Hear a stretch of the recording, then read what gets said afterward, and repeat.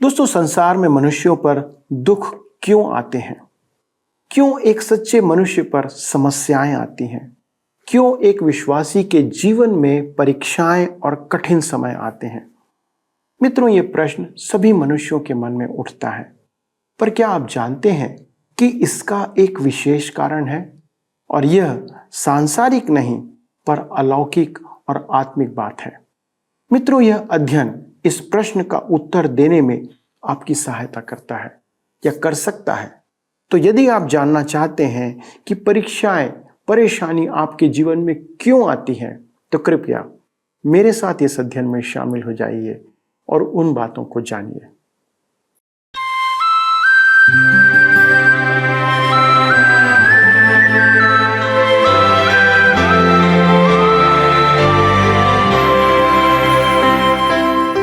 प्रिय मित्रों, आप सभी सम्मानित एवं प्रिय दर्शकों को मेरा प्रेम भरा नमस्कार।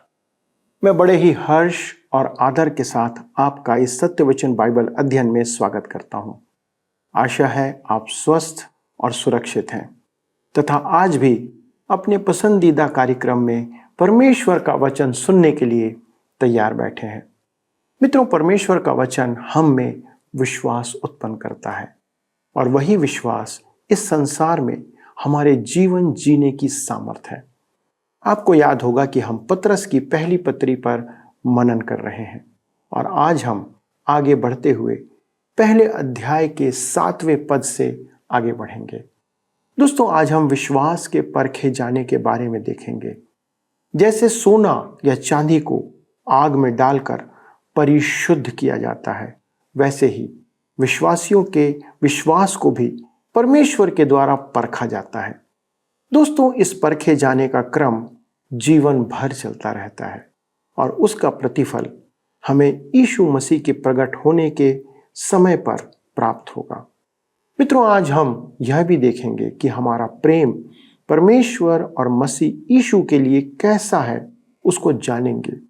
क्या आप वास्तव में परमेश्वर से प्रेम करते हैं या फिर हम सिर्फ शब्दों में ही ऐसा कहते हैं?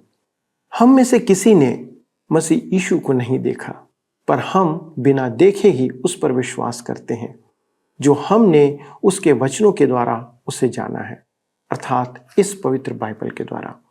दोस्तों, ये बहुत ही अद्भुत बातें हैं जो हमारे विश्वास और उद्धार से संबंध रखती हैं। तो चलिए मित्रों, हम अपने अध्ययन में आगे बढ़ते हैं और इन विशेष विषयों पर परमेश्वर के वचन से अगुवाई प्राप्त करते हैं। मित्रों, आज हम अपने अध्ययन को पहला पतरस की पत्री अध्याय 1 उसके 7 पद से आरंभ करेंगे।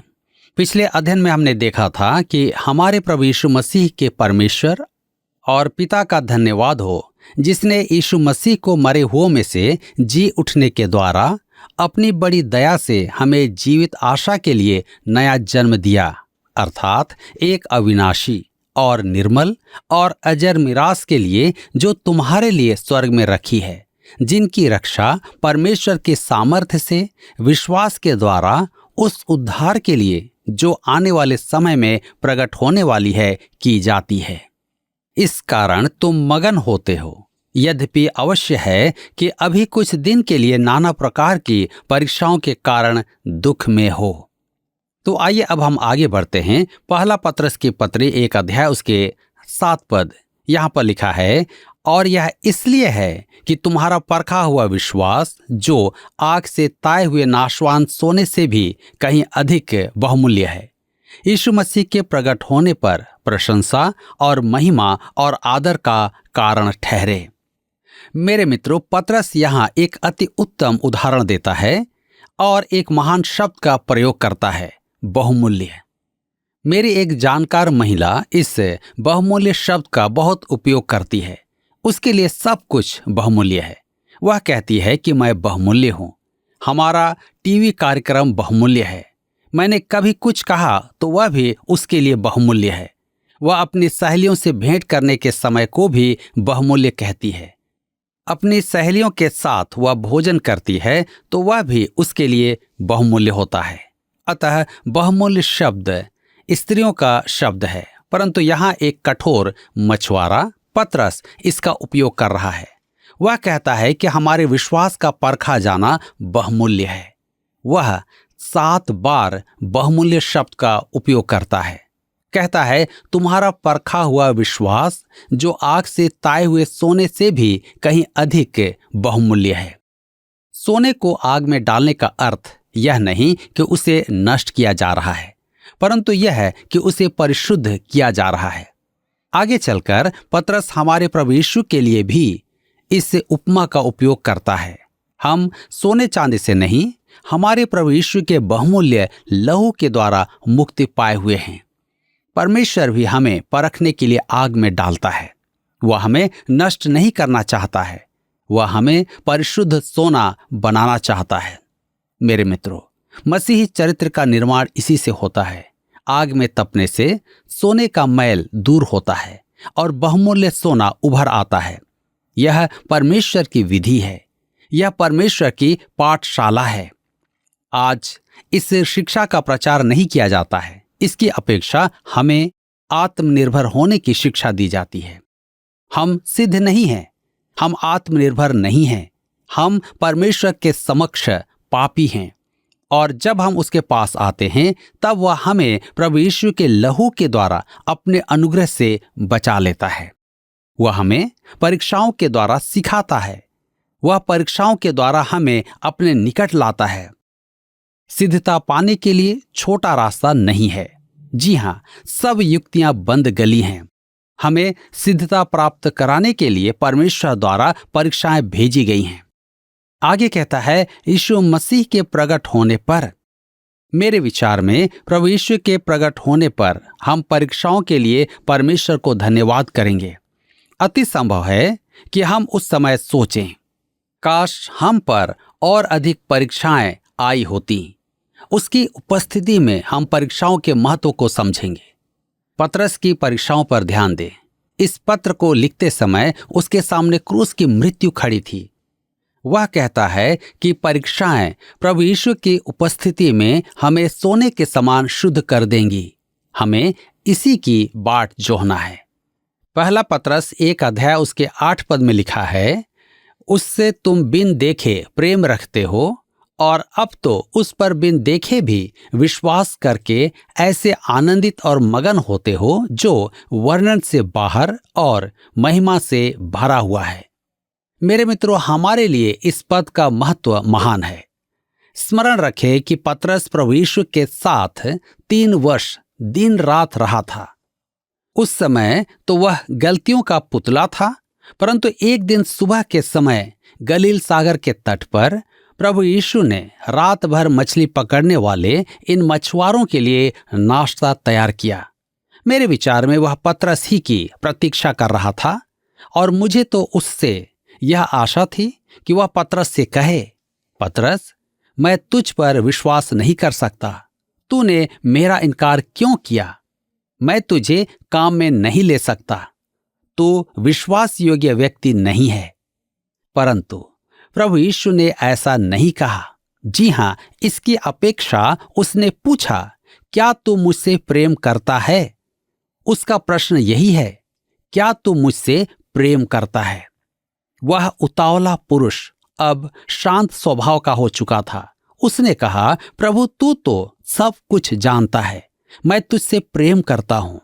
तब प्रभु यीशु ने उससे कहा, मेरी भेड़ों को चरा। पतरस ही ने पिन्तेकुस्त के दिन पहला प्रचार किया था। अब पतरस हमसे कहता है, उससे तुम बिन देखे प्रेम रखते हो। पवित्र आत्मा ही उसे हम पर सत्य सिद्ध कर सकता है। यही मसीही जीवन का भेद है। हम उससे प्रेम करें तो सब कुछ क्रमवार व्यवस्थित हो जाता है। यदि आप उससे प्रेम न रखें तो संसार का कोई सा भी अभ्यास आपकी सहायता नहीं कर पाएगा, और न ही वह आपको अपनी भेड़ें चराने भेजेगा। अब आगे कहता है, अब तो उस पर बिन देखे भी विश्वास करके ऐसे आनंदित और मगन होते हो जो वर्णन से बाहर और महिमा से भरा हुआ है।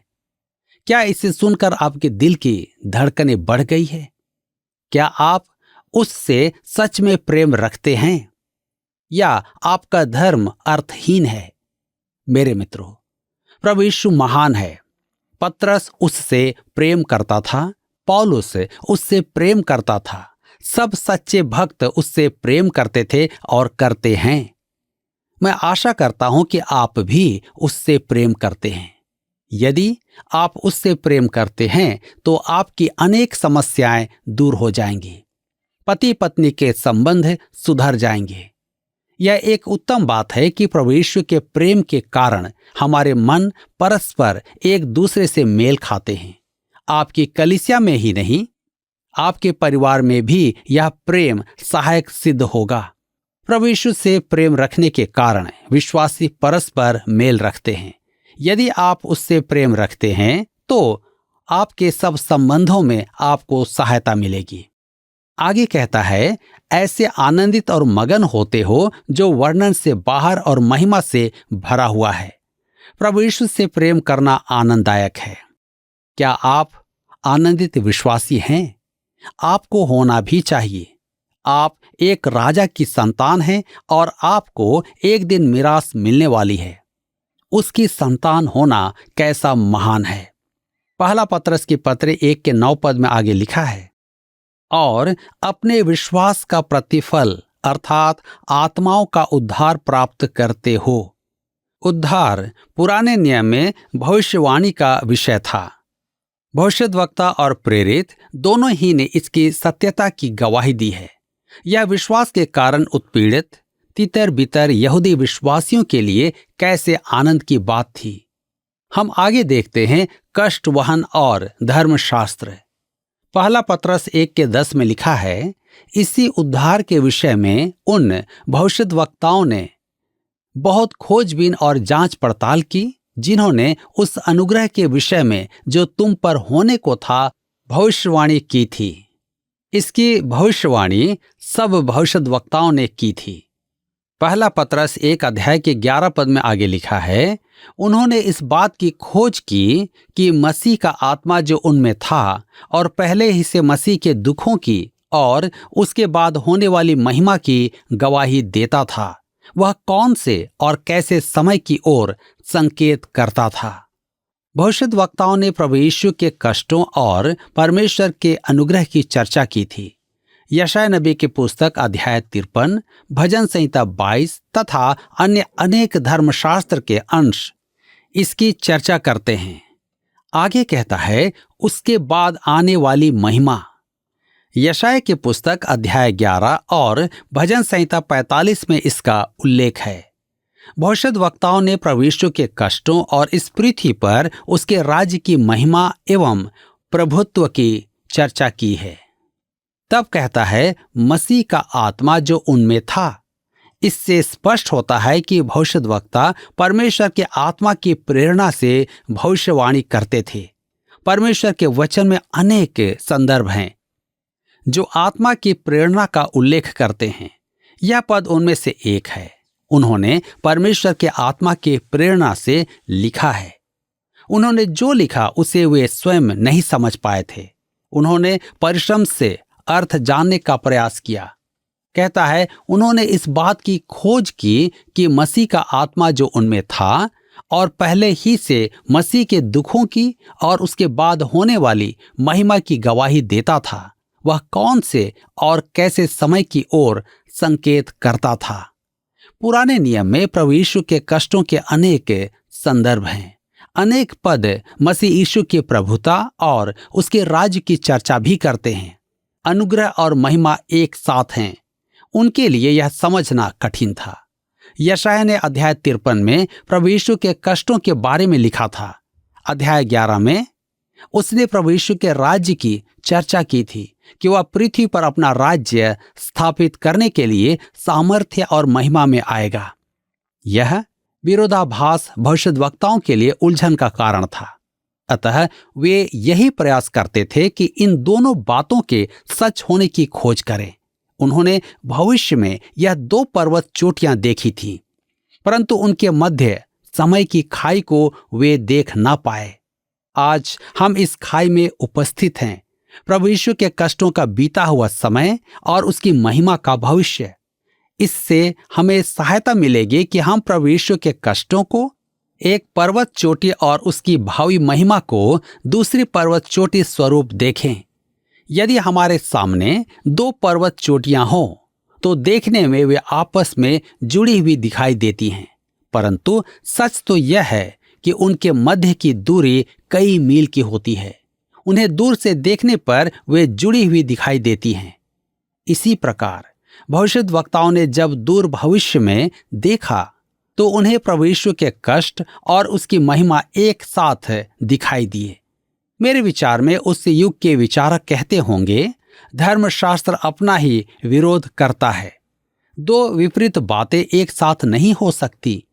प्रभु यीशु या तो कष्ट उठाएगा या वह राज्य करेगा, परंतु अब हम जानते हैं कि दोनों बातें सत्य हैं।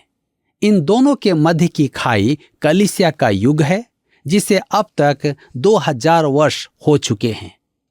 पहला पत्रस 1 उसके 12 पद में आगे लिखा हुआ है, उन पर यह प्रकट किया गया कि वे अपनी नहीं वरन तुम्हारी सेवा के लिए ये बातें कहा करते थे, जिनका समाचार अब तुम्हें उनके द्वारा मिला, जिन्होंने पवित्र आत्मा के द्वारा जो स्वर्ग से भेजा गया तुम्हें सुसमाचार सुनाया, और इन बातों को स्वर्गदूत भी ध्यान से देखने की लालसा रखते हैं।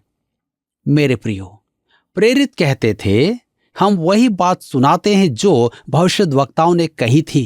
अंतर केवल यह है कि भविष्यद्वक्ता प्रभु यीशु के कष्टों और उसकी महिमा में अंतर नहीं दर्शा पाए थे, परंतु प्रेरित उस अंतर को समझने में अब सक्षम हैं।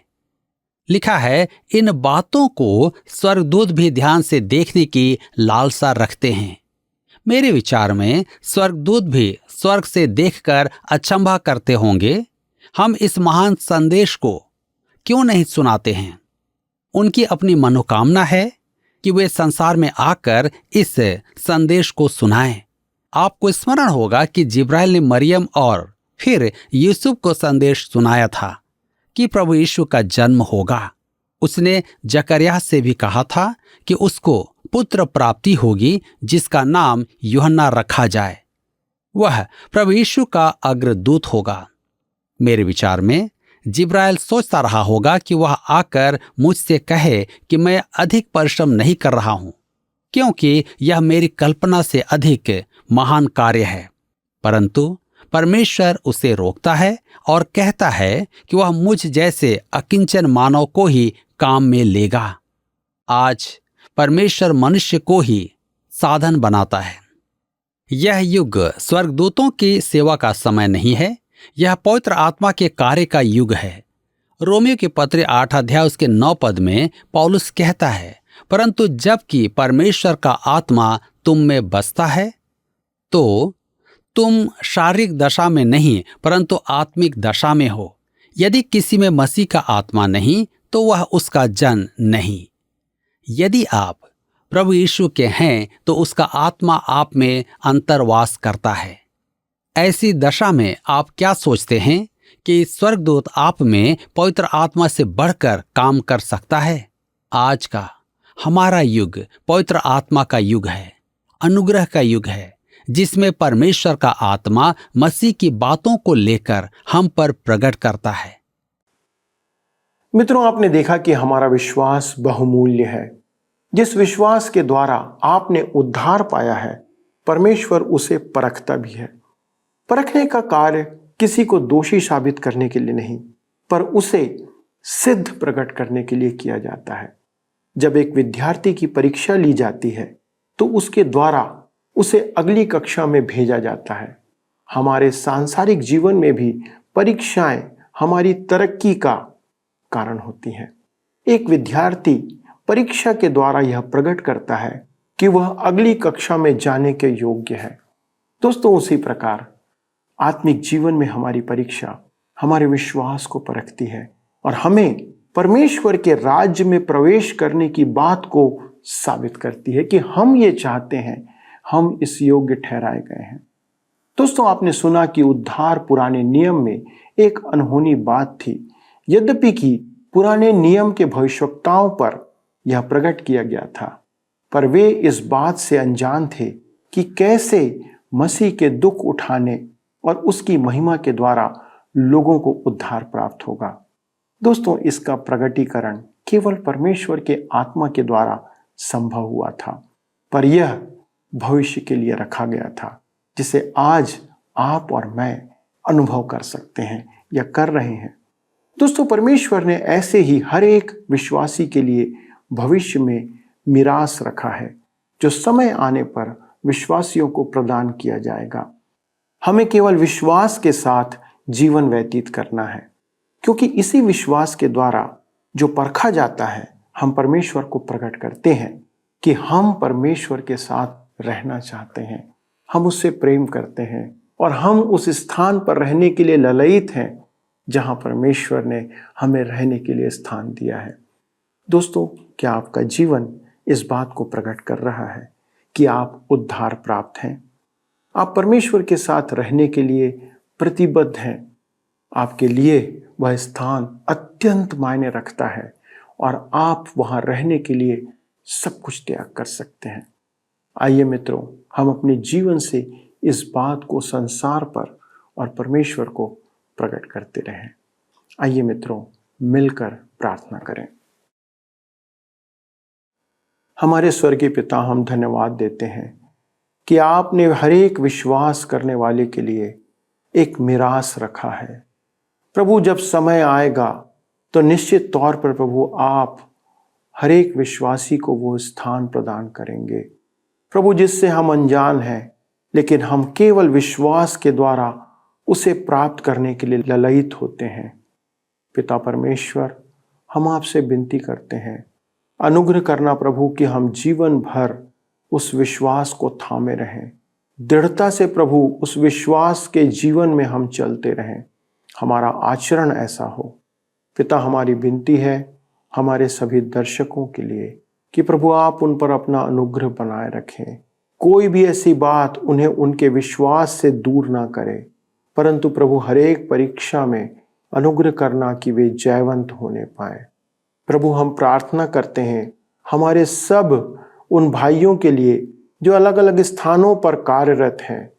प्रभु, वे अपने कार्य स्थल पर विभिन्न प्रकार की परेशानियों का सामना करते हैं, कभी अपने अधिकारियों से, कभी अपने सहपाठियों से, कभी अपने साथ काम करने वाले लोगों से, कभी उनके अधीनस्थ काम करने वाले लोगों से।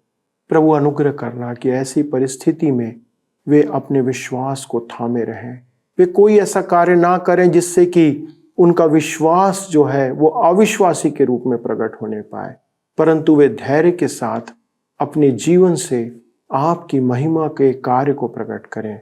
प्रभु, आप ऐसा करते हैं और आप उनके जीवन में ऐसा करेंगे, इस विश्वास के द्वारा हम इस विनती को प्रभु यीशु क्रिस्त के नाम से होकर मांगते हैं, इसलिए सुने और अपनी महिमा के लिए ग्रहण करें।